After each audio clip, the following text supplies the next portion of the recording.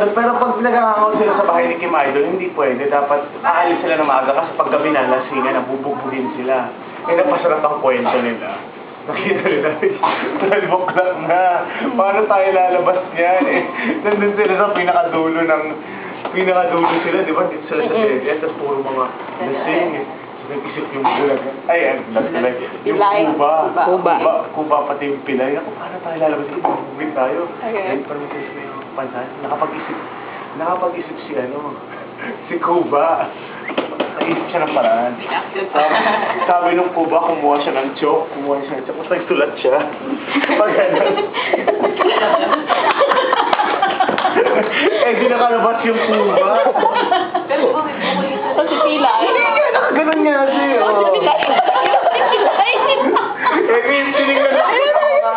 Tinignan lang siya ng mga lasing. Sabi mo naman ang okay. Sabi nung pilay, ako niwan ako para tayo nakaisip din siya. Ginawa ng pilay, binuran niya.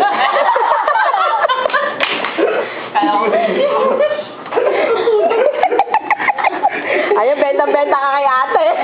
Binuran niya yung pero pag nag-hangout sila sa bahay ni Kim Idol, hindi pwede. Dapat aalis sila ng maaga kasi pag gabi na, lasingan, nabubugbugin sila. Eh, napasarap ang kwento nila. Nakita nila, 12 o'clock na. Paano tayo lalabas niyan? Eh, nandun sila sa pinakadulo sila, di ba? Dito sila sa Delia, tapos puro mga lasing. Nag-isip yung bulag. Ay, yung Kuba, pati yung pilay. Ako, paano tayo lalabas? Ibubugin tayo. Then, parang may pansan. Nakapag-isip si Kuba.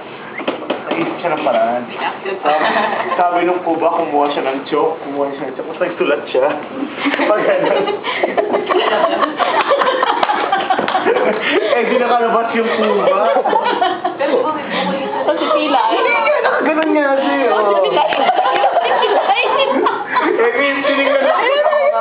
Tinignan lang siya ng mga lasing. Sabi mo naman okay. Sabi nung pilay, ako niwan ako para tayo nakaisip din siya. Ginawa ng pilay, binuran niya.